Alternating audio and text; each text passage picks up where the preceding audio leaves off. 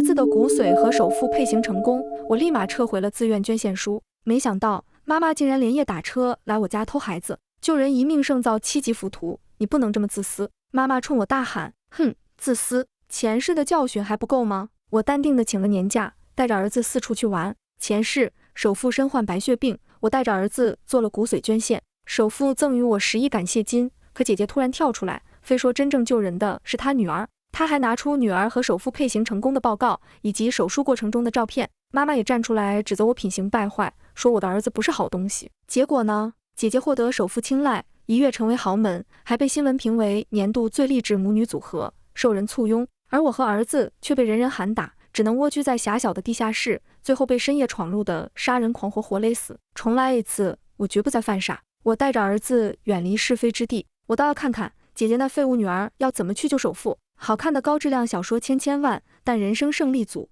这里占一半。全文一更到底，别忘了按赞、留言、分享、订阅，开启小铃铛。精彩故事现在开始。深夜，妈妈坐在床边，从怀里掏出一个吊坠。小雪，这是妈专门给你和浩浩求来的转运珠。浩浩和首富血型一样，有着转运珠在，肯定能成功匹配上。看着他伸手靠近熟睡的儿子，还拿出一条细绳往儿子脖子上套，我浑身一震，心底恐惧蔓延，鸡皮疙瘩都起来了。我重生了，想起前世在地下室被杀人狂勒死的窒息感，就像噩梦一般。我鹰击似的一把推开妈妈的手，吊坠掉落在地，发出轻响。妈妈抬头，语气很不耐烦：大晚上的，你发什么疯？说完，她突然反应过来，浩浩还在睡觉，忙看了一眼，松了口气。她从地上捡起转运珠，再抬头，脸上挤出一抹笑：小雪，妈不是要骂你，你独自抚养浩浩5年，妈只是想弥补一下做外婆的责任。她明明在卑微迁就，可我心里却一阵恶心。爸爸在妈妈一胎生下姐姐后，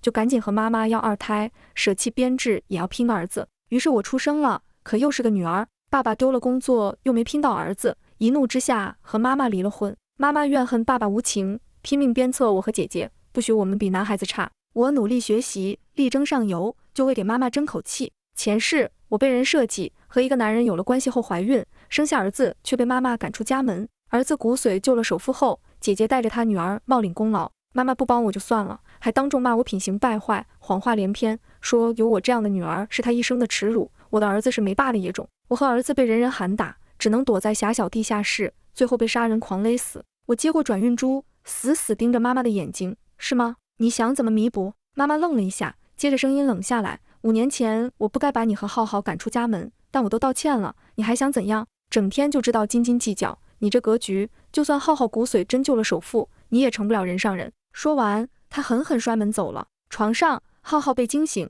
小手紧张地握住我的手指，我把他抱在怀里，轻轻拍着安抚他。我的眼神阴沉的能滴水，恨意满满。从前我以为妈妈是受不了爸爸抛弃才鞭策我们，我被赶出家门也觉得是自己辜负了她。可前世到死我才知道真相，妈妈恨我，她觉得是我没本事拴住爸爸，就专心培养姐姐，姐姐却和黄毛厮混，未婚先孕。妈妈给我下药，等我生下子又把我们母子赶出家门。现在接我们回家，就因为首富和浩浩血型相同，他贪图首富的重金。感受着儿子鲜活温热的呼吸，我深吸口气：浩浩，我们离开这里好不好？浩浩有点懵懂，妈妈不喜欢这里吗？见我默认，他又说：浩浩也不喜欢这里，外婆好凶，大姨和表姐也不喜欢我。小孩最敏感，他之前不说是顾念我的情绪，想到这，我的心好痛。走，妈妈带你回家。我不知道前世妈妈和姐姐是怎么以假乱真的，但重来一世，我绝不能重蹈覆辙。当务之急，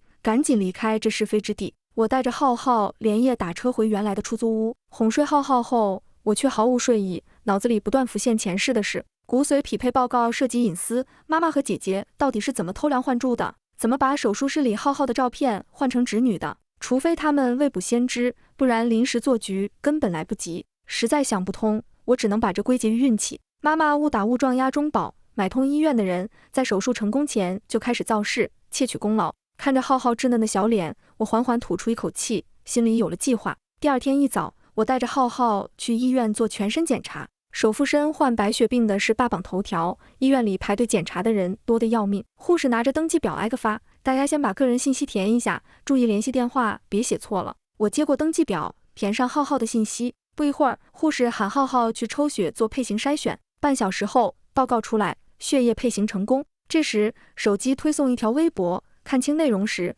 我点屏幕的手瞬间僵住。姐姐宋雪飞最新动态里的配图，正好是浩浩的血液配型成功报告单，发布时间是10分钟前。我赶紧检查手机，没发现病毒入侵。突然，我想到昨晚的转运珠，拿出吊坠，抄起旁边玻璃杯砸下去，转运珠被砸裂，里面是实心的，没有监听器或定位器。正当我疑惑时，浩浩轻轻拉了拉我的衣角，妈妈，外婆他们来了。我抬头看去，妈妈带着宋雪飞大步走来，宋雪飞还牵着穿公主裙的侄女。刚走到面前，妈妈一把夺过我手里的报告，大怒，我就奇怪你昨晚为啥带孩子跑了，原来是偷了你侄女的血液，在这骗人。偷骗！我强压怒火，冷冷看着他，见我不说话，他更火大，伸手要来拽我头发，我抢先一步抓住他手腕往后推，宋雪飞手忙脚乱接住他，侄女趁机跑到我跟前，突然大叫，小姨，你为啥把外婆求来的转运珠弄坏？所有人都看向地上碎裂的转运珠，妈妈气疯了，我真是养了个白眼狼。宋雪飞跟着附和，宋心妍，你从小就爱偷我东西，长大了还偷我女儿的血液做配型，为了压我一头，你啥招都用啊？放屁，明明是宋雪飞爱偷，现在还倒打一耙。浩浩小小的身子挡在我面前，倔强反驳，我妈妈没有。我蹲下抱住浩浩，轻轻摇头，现在反驳会打草惊蛇，我得忍耐，等时机。旁边护士和其他人见状围了上来，宋雪飞趁机拿出手机，把朋友圈给大家看。不会吧，抽血不是护士抽的吗？咋还能造假？为了利益，啥干不出来？就是你看人家朋友圈10分钟前发的，和这骗子手里报告单一模一样。啧啧，人长得漂亮，儿子也可爱，咋这么阴险？听到这些议论，宋雪飞眼中闪过得意，表面却委屈叹气。妹妹，我当姐姐的本该让着你，可我得为我女儿证明，所以妈妈打断她，不屑看我，跟她废啥话？宋心妍，是我这当妈的没教育好你，才让你变成这样，但我不能任由错误继续。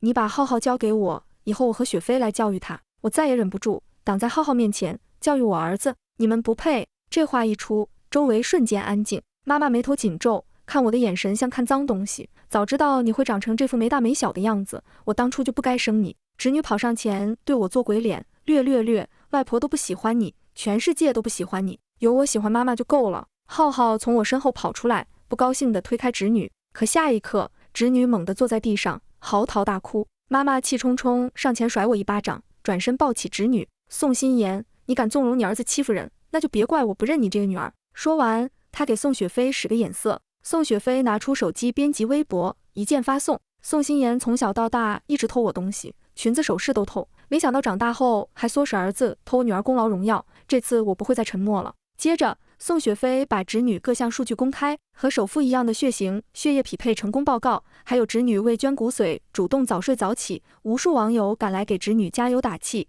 请教宋雪飞育儿方法。同时，医院里浩浩推开侄女的过程被人拍下，剪掉侄女恶劣的一面，把浩浩塑造成熊孩子发到网上，超熊母子、小偷母子之类的标签冲上热搜。我和浩浩被人人喊打，我的手机根本不敢开声音，一开声音，那骚扰电话就会24小时不停歇地打进来，垃圾短信更是多的数都数不过来。没办法，我只能带着浩浩住到离公司不远的酒店。每次哄浩浩睡着后，我打开手机，看着那些极端辱骂我的短信，心里毫无波澜。超熊母子滚出惊海，听说你儿子没父亲，是你乱搞生的吧？现在搞骨髓捐献，是想勾引首富吧？贱货，你这种人就该去死。我想起上一世，我觉得好人有好报，浩浩的功劳别人抢不走，就静静等着侦探的调查结果。可现在看着明显有人在背后推波助澜掀起的巨大网暴，我默默换上小号，也助力了一把。闹吧，闹得人尽皆知，无法挽回才好。在公司午休时，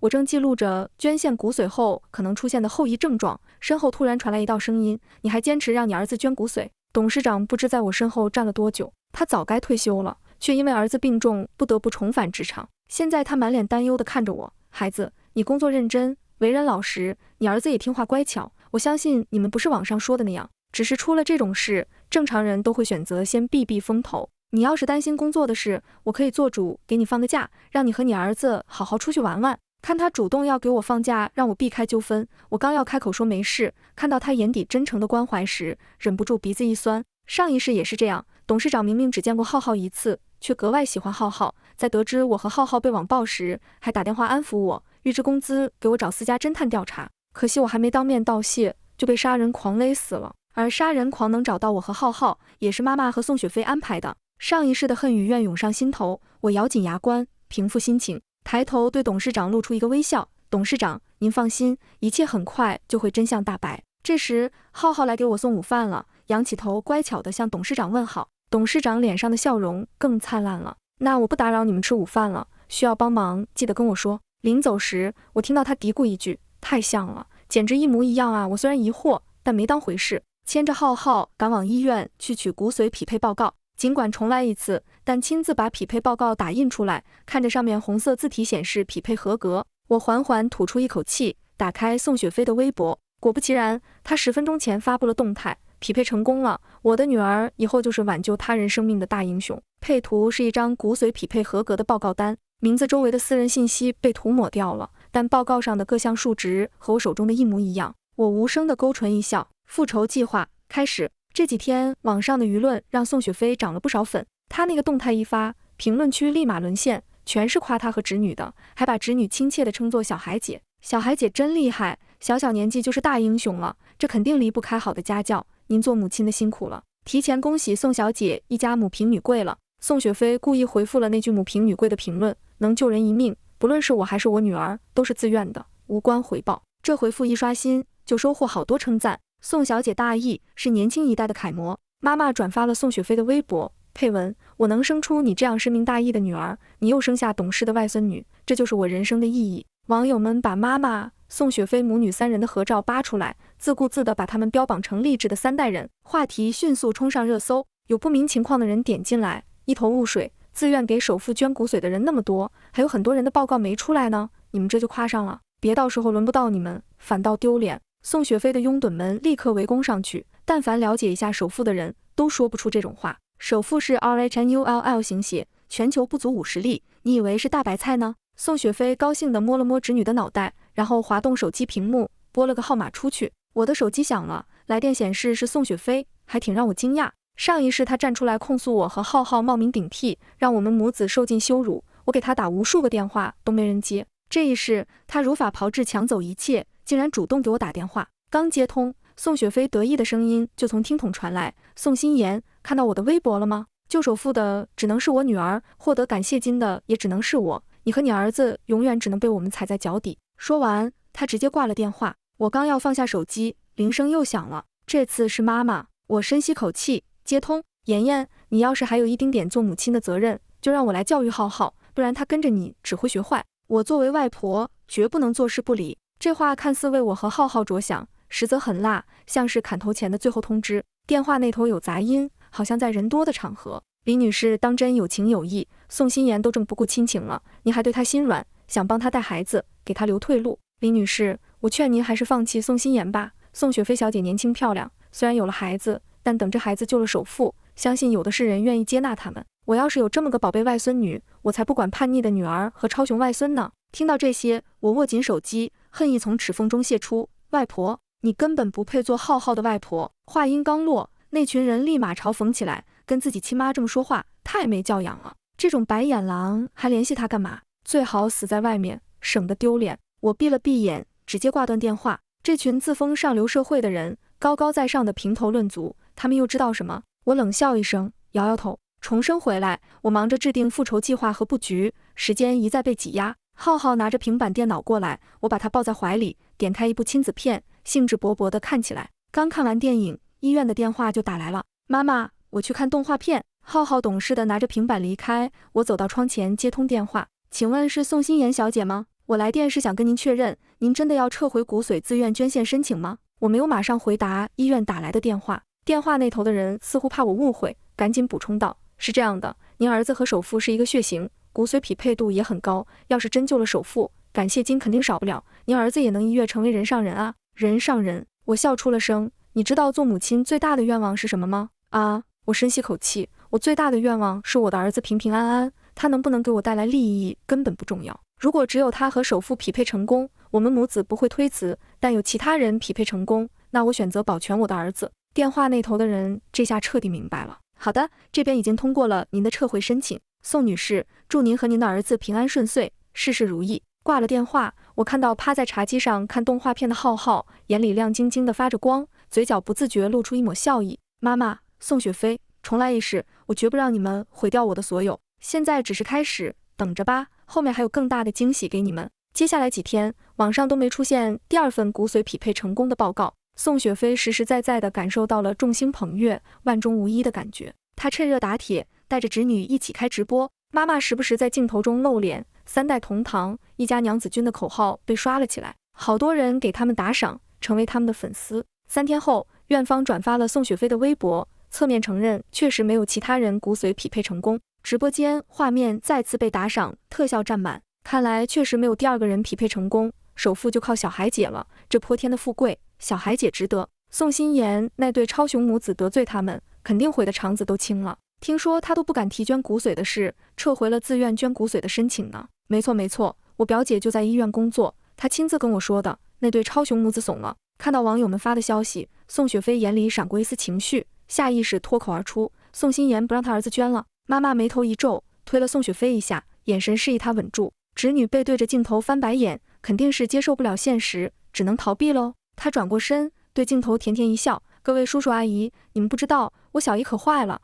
在我家住的时候就一直教唆我跟她走呢。一听这话，网友们瞬间怒了：什么？竟然拐孩子？这是打算让宋小姐连女儿都失去？太恶心了！听说宋心妍的儿子没爹，是跟人乱搞生下来的，说不定他携带脏病，他儿子肯定也有，还捐骨髓给首富呢，恐怕是想害人吧？建议严查。院方的一举一动自然没逃过那群时刻盯着首富的资本家们。一时间，过去高高在上的精英名流都向宋雪飞发来了见面邀请，宋雪飞一个都没同意，而是反手成立了公司，开始第一轮融资。尽管这个公司成立的仓促，业务板块也不成熟，但为了能跟宋雪飞搭上关系，那群资本家们只能咬牙入股。毕竟宋雪飞的女儿是当下唯一能救首富的人，只要入股了，就算宋雪飞的公司真不行，难道首富还能看着他破产？只要首富一出手，利益就得翻几番。融资发布会结束当晚，宋雪飞组织了一场晚宴，带着侄女和妈妈一起享受万众瞩目。李女士真是教女有方，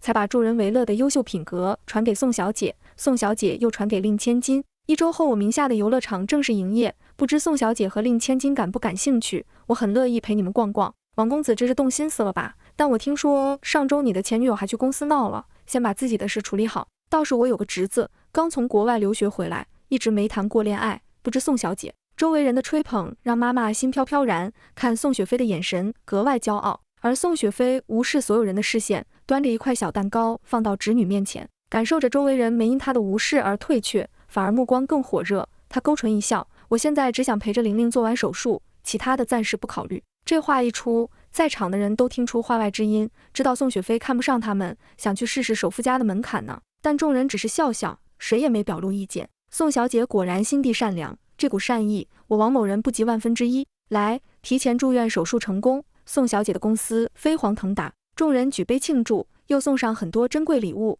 侄女也收获好多大红包，笑得小脸红扑扑。晚宴快结束时，宋雪飞的手机响了，来电显示陌生号码，她疑惑接通：你好，哪位？我是骨髓捐献的负责人，请问您是宋玲玲的监护人宋雪飞小姐吗？宋雪飞眼前一亮，当即把通话改成公放。前一秒打算离开的众人停下脚步，难道要开始手术了？所有人大气都不敢出。下一秒，只听电话那头的人说：关于宋玲玲的骨髓匹配系统出现异常结果，麻烦您带宋玲玲来医院重新做一下骨髓匹配，越快越好。宋雪飞懵了，下意识追问：什么？你们系统出异常，关我啥事？是这样的，宋玲玲的骨髓报告看似匹配成功了，但与过往在医院体检的结果有出入，麻烦您尽快带孩子来医院重新进行匹配。宋雪飞脸色煞白，妈妈抢过手机挂断电话。整个宴会厅静得可怕。王公子注意到母女俩奇怪的表情，想到之前闹上热搜的冒名顶替事件，心底浮现一丝猜测，表情垮下来，语气阴沉：我王某人喜欢结交有胆识的朋友，但要是胆大妄为欺骗到我头上。顿了顿，他眼睛缓缓扫过宋雪飞和妈妈，就休怪我辣手摧花了。妈妈没了刚刚骄傲得意的模样，给宋雪飞使眼色支招。宋雪飞脸色也极为难看，强装镇定开口：只是医院系统出了点异常而已，王公子至于在这恐吓人吗？要是把我女儿吓到了，影响她身心健康，不适合捐骨髓了，谁负得起责任？听到这话，王公子干咳2声，脸色缓和一些，但眼神依旧冷得吓人。最好是医院系统出了问题，要是让我知道出问题的是人。他没把话说完，只是盯着宋雪飞笑了笑。宋雪飞情不自禁倒退2步。深夜，宋雪飞3人回到家，侄女说想喝果汁，宋雪飞脸色一沉，一把推开她，整天就知道享受，你但凡能比你表弟强半分，我至于这么提心吊胆吗？侄女瞬间被吓哭，妈妈连忙温声安抚，把侄女哄进房间，你别把情绪发泄在玲玲身上，以后还得靠她听话配合呢。听到妈妈的话，宋雪飞绷不住了，一拳砸在抱枕上。宋心妍都撤回骨髓捐献申请了，我们还有以后吗？妈，有。妈妈坚定回答。菲菲你放心，妈妈绝不会让宋心妍踩在你头上，妈妈会帮你的。第二天一早，我带着浩浩去游乐园玩了一整天，晚上回到酒店门口，看到等候多时的妈妈，她看上去疲惫极了，嘴唇因缺水干裂。妍妍，为啥不接妈妈电话？我去你出租屋找你，发现你好几天没回了，又去你公司，你同事说你请了年假，这些你咋不告诉妈妈？我冷笑一声，说正事吧，我时间有限。我看到妈妈眼里闪过一丝厌恶，可看到我身后的浩后又按捺下来。她深吸口气，语气难得讨好，你撤回骨髓捐献申请，为啥？你不是一直教育浩要心地善良，乐于助人吗？救人一命胜造7级浮屠，你不能这么自私的为浩做决定。我挑眉反问，那你就能自私的为我做决定，让我失去清白，怀上孩子？他一惊，你知道啥了？我没理他，护着浩直接进了酒店。原地，妈妈身躯打颤，嘴里一直呢喃，不可能，他不会知道，他不会的。下一刻，他手机猛地响起来，拿起一看是银行电话，不耐烦接通。林女士，这个月房贷扣款失败了。妈妈诧异，咋回事？是这样的，您银行卡一直余额不足，是您女儿宋女士一直在帮您交房贷，但现在她取消了代付功能，所以扣款失败了。妈妈不屑一顾，语气得意回答，我女儿要创业，所以才取消了。你们放心，我外孙女已经和首付骨髓匹配成功了，过几天手术结束，首付的感谢金会打到我卡上，少不了你们1分钱。电话那头的人顿了一下，似是遇到难以启齿的事，犹豫再三，开口提醒，林女士，一直在帮您代付房贷的是您二女儿宋心妍，并非您大女儿宋雪飞女士，而且房贷是不能延期的，一旦延期就是逾期，麻烦您。电话那头说了啥，妈妈已听不清，她手忙脚乱挂了电话，站在夜风中凌乱。宋心妍，你故意的，故意交了房贷又断掉，让我难堪，那你也休想好过。深夜，我搂着浩睡得正香，忽然感觉胳膊被人抬起，一股带着恨意的目光从我脸上扫过，微微睁眼，看到床边有个黑影，正向浩伸出手。啊！我吓得大叫一声，打开房间里的灯，就见妈妈跟做贼一样趴在床边，被我发现后她也吓一跳。我瞬间明白她的目的，想叫醒浩，却发现浩浑身通红，昏迷不醒，这是被下药了。他趁我愣神之际，抱着昏迷的浩往门外跑去。我拿起手机报警。凌晨3点多，我在医院，于精未了的抱着还没苏醒的浩，半步不离病床。幸好我提前猜到妈妈会铤而走险，跟酒店保安打好招呼，又第一时间报警，才没让妈妈真把浩带走。抽血化验过了，孩子吸了点乙醚，过会儿就会醒。我感激地对医生点点头，这才走出病房，看向被警察摁在原地的妈妈。宋雪飞带着侄女匆匆赶来，正和警察交涉。我命令你们立刻放开我妈，我女儿马上要给首富捐骨髓了，你们不放开我妈，当心吃不了兜着走。面对宋雪飞的无理取闹，警察只能无奈叹气，告诉他法律不容挑衅。宋雪飞还要闹下去时，走廊尽头忽然涌出一大群记者，带头的是院方的人。院长焦急地大步走上前，宋小姐，可算找到您了，首富情况突然恶化，需要立即进行骨髓移植手术，请您在手术确认书上签字，我们将立刻带您女儿去进行骨髓移植。宋雪飞手中被塞了一支笔，妈妈忽然尖叫起来，不能签。宋雪飞吓得笔掉在了地上。院长眉头拧起来，宋小姐，目前只有你女儿一个人的骨髓和首付匹配上了，你也已经确认过了，难道现在要反悔？周围气氛压抑，记者们扛着长枪短炮对准宋雪飞和侄女。妈妈想说话，却被警察摁在原地，无法插手。宋雪飞像失了主心骨，侄女更是被吓得哇哇大哭。我不要抽骨髓，妈妈，外婆说过的，我不抽骨髓，我只要听话拍几张照片就行了。此话一出，在场的人无不惊讶，几岁的孩子还学不会骗人，所以他说的拍几张照片是啥意思？宋雪飞脸色煞白，想去捂侄女的嘴，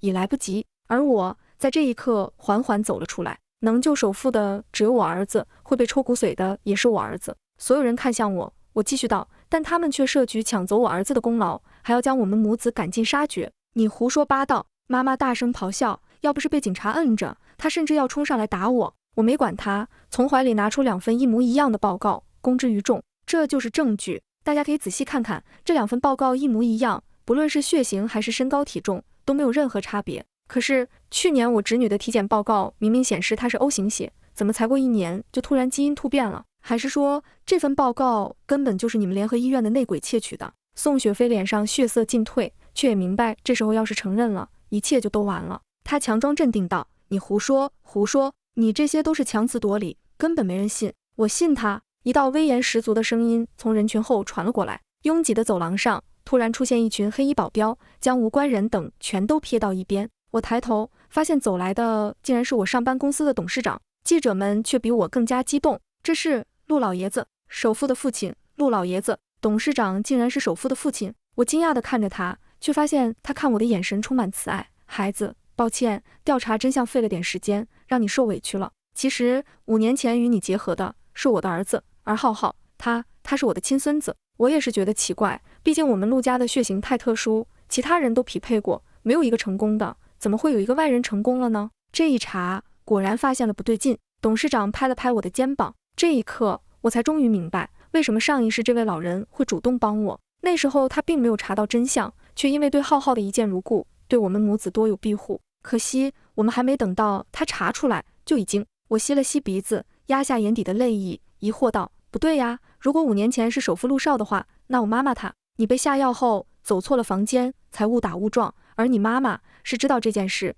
却故意隐瞒。董事长说到这里，怒目看向妈妈，妈妈别过了头，不敢直视，所有的真相都揭开了。难怪妈妈那么笃定浩浩一定会匹配成功，原来她知道浩浩就是首富的儿子，只是妒忌，她生不了儿子就妒忌我，她被丈夫抛弃，也不许我和首富有任何联系。既然如此，那我也没必要继续帮她遮掩了。警察同志，我举报我的母亲使用非法药品，我有证据。妈妈被警察带走调查，宋雪飞也被人曝光，声名狼藉。曾经投资他的那些资本家要他还钱，他和侄女有家不敢回，只能躲进地下室。深夜，一个带着扭曲笑容的男人撬开了他们的门锁。医院里，我替浩浩签下了骨髓捐献的同意书。这一次，再也不会有人抢走我儿子的功劳，也不会有人阻挡我奔向幸福了。